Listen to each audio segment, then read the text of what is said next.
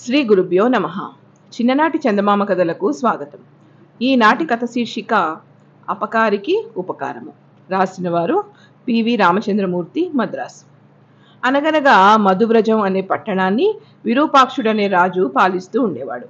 ఒకనాడు రాజుభటులిద్దరూ ఒక మనిషిని రెక్కలుగట్టి శ్మశానానికి లాక్కొచ్చి కరకు కత్తులతో వాణ్ణి ముక్కలు ముక్కలుగా నరికి పడేసి వారి దారిన వాళ్ళు వెళ్ళిపోయారు. ఆ మాంసపు ముక్కలు తిందామని ఆశపడి అక్కడికి ఒక కుక్క తన పిల్లలతో సహా వచ్చింది.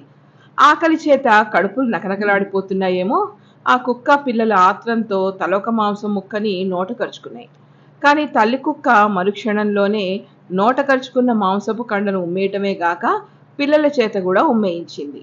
ఇదేమిటా అని కుక్క పిల్లలు ఆశ్చర్యపడేసరికి ఇది కృతజ్ఞుడి మాంసం. కృతజ్ఞుడనగా రక్షించిన వాణ్ణి భక్షించే దుర్మార్గుడన్నమాట. కృతజ్ఞుని మాంసం కుక్కలు కూడా ముట్టుకోవని పెద్దలన్నారు అని తల్లి కుక్క చెప్పింది. ఆ సమయానికి అక్కడికి మాంసఖండాల కోసం రాబందు ఒకటి వచ్చి వాలింది. నరికి ఉన్న ఆ తల మొహం చూసి ఆ రాబందు, ఓహో ఈ కృతజ్ఞుడా, ఎవడో అనుకున్నాను అంటూ చీదరించుకుని ఎగిరిపోబోయింది. అప్పుడు తల్లి కుక్క దానికి, ఈ కృతజ్ఞుణ్ణి నీవు ఎరుగుదువా అని అడిగింది. ఎరక్కపోవడం ఏమిటి, మా పక్షులలో కల్లా మేటి అయిన నాడీజంగుణ్ణి చంపింది ఈ నీచుడే అంది రాబందు. ఆ మాట విన్న తల్లి కుక్క, అయ్యో నాడీజంగుడు చనిపోయాడా, ఈ దుర్మార్గుడే చంపేశాడా అంటూ విచారించడం మొదలుపెట్టింది. అప్పుడు రాబందు, అవును, నేను కూడా ఆ మర్రి చెట్టు మీదే ఉంటున్నాను. 4 రోజుల క్రితం ఈ పాపాత్ముడు ప్రొద్దున్నే వచ్చి ఆ చెట్టు కింద కూర్చుని ఏడవడం మొదలుపెట్టాడు.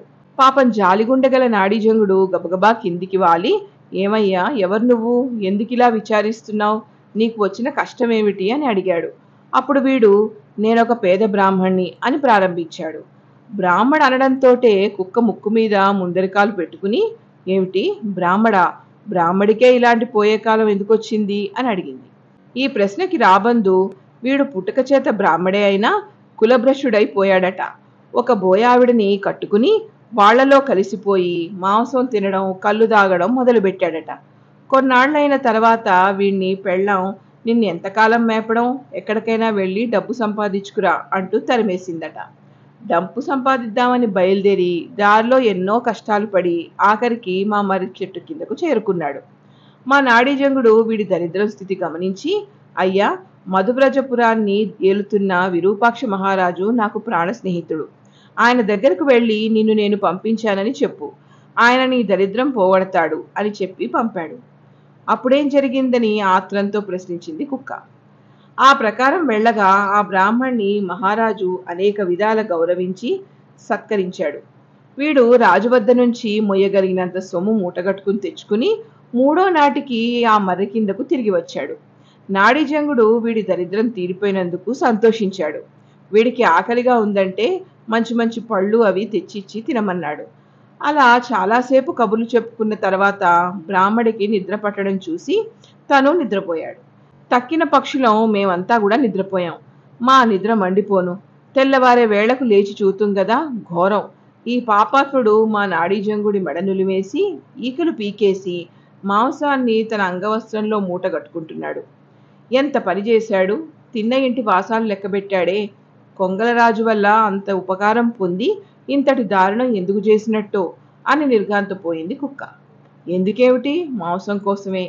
నీకిదేం పోయే కాలం రా అని మేమంతా చేరి అడిగితే వాడే చెప్పాడు. ఏమని, ఈ కొంగ కొబి ఉంది, దీని మాంసం మంచి రుచిగా ఉంటుంది. ముందు మకాన్లో నాకు భోజనం ఇబ్బంది లేకుండా ఉండడానికి పని చేశాను అని.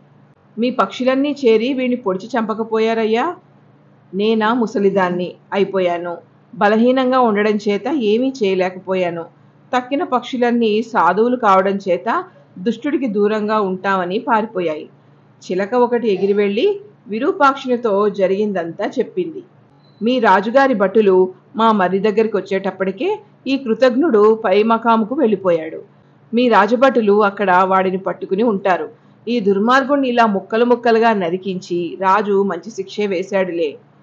రాబందు తల్లి కుక్కతో ఇలా అంటూ ఉన్న సమయానికి ఆ శ్మశానానికి విరూపాక్ష మహారాజు సపరివారంగా వచ్చాడు. ఆయన భటులు మంచి గంధపు చెక్కలతో ఒక చితిని పేర్చారు.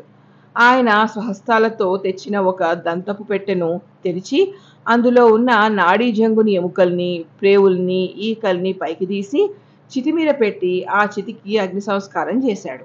ఇదంతా చూస్తూ నిలబడ్డ రాబందు కుక్కతో, చూశావా, స్నేహం అంటే అలా ఉండాలి. మీ రాజుగారు మర్రి చెట్టు కింద పడి ఉన్న నాడీ జంగుని ఎముకలు, పేగులు, ఈకలు ఎంత శ్రద్ధతో దహనక్రియలు జరుపుతున్నారో అంది. ఆ సమయాన ఆకాశం నుంచి ఒక విమానం కిందికి దిగి వచ్చింది. అందులో నుంచి ఒక దివ్య పురుషుడు బయటికి వచ్చి, మహారాజా, నేను ఇంద్రుణ్ణి. నీవు ఈ కొంగ పట్ల చూపిన స్నేహానికి మెచ్చుకుని చేస్తే నీ వంటి వారి స్నేహమే చేయాలి అని వచ్చాను. ఈ రోజు నుంచి నువ్వు నా మిత్రుడిగా ఉండాలి. మన స్నేహానికి గుర్తుగా నీవు ఏదైనా వరం కోరుకుంటే దానిని నెరవేర్చాలని కుతూహలంగా ఉంది అన్నాడు. అందుకు విరూపాక్షుడు, దేవేంద్ర, నాడీజంగుడు లేని జీవితం నాకు దుర్భరంగా ఉన్నది, కనుక నా స్నేహితుడిని బ్రతికించు అని కోరాడు. ఇంద్రుడు విరూపాక్షుని మైత్రునికి ఇప్పుడు మరింత మెచ్చుకుని నాడీజంగుణ్ణి బ్రతికించేశాడు. తరువాత విరూపాక్షుడు ఆ కొంగతో జరిగిందంతా చెప్పి నేల మీద పడి ఉన్న ఆ బ్రాహ్మడి తలను చూపించాడు. నాడీజంగుడు ఆ తల చూసి దుఃఖిస్తూ, అయ్యో, ఇతన్ని ఇలా ఎందుకు చంపావు మహారాజా అన్నాడు. విరూపాక్షుడు ఆశ్చర్యంతో, అదేమిటి నాడిజంగా అలా అంటున్నావు? వీడు ఎంతటి దుర్మార్గుడో నీకేం తెలుసు? తిన్న ఇంటి వాసాలు లెక్కపెట్టిన హంతకుడు. బ్రాహ్మణ పుట్టక పుట్టాడన్న మాటే గాని చేసేవన్నీ కిరాతపు పనులే. ఇటువంటి కృతజ్ఞుడికి ఏ శిక్ష వేస్తే సరిపోతుంది అన్నాడు విరూపాక్షుడు. అయ్యో, ఎంత మాట అన్నావు రాజా. ఎవడి పాపాన్ని వాడే అనుభవిస్తాడు. దానికి మనం కర్తలం కాము. కానీ నువ్వు ఇచ్చిన డబ్బుతో సుఖపడకుండా ఈ బ్రాహ్మడు అకాల మరణం పొందడం నాకు ఇష్టం లేదు. ఇతడు 10 కాలాల పాటు బ్రతికి బాగుండాలని నా ఆశ అంటూ తన ఉద్దేశం చెప్పాడు నాడీజంగుడు. నువ్వు అనేది చాలా వింతగా ఉందే. ఎవరైనా అపకారికి ఉపకారం చేస్తారా? ఇంత సత్యకాలంగా మాట్లాడుతున్నావేమిటి అన్నాడు రాజు. అపకారికే ఉపకారం చెయ్యాలి అన్నాడు మళ్ళీ నాడీజంగుడు. ఆ మాట వింటూ అక్కడే ఉన్న ఇంద్రుడు సంతోషించి బ్రాహ్మణ్ణి కూడా బ్రతికించాడు. తాను కృతజ్ఞుడై ఆ కొంగను చంపినా అదే పట్టుబట్టి తనను బ్రతికించిన సంగతి తెలిసి బ్రాహ్మడు సిగ్గుపడ్డాడు. ఇంతటితో ఈ కథ కంచికి, మనం ఇంటికి.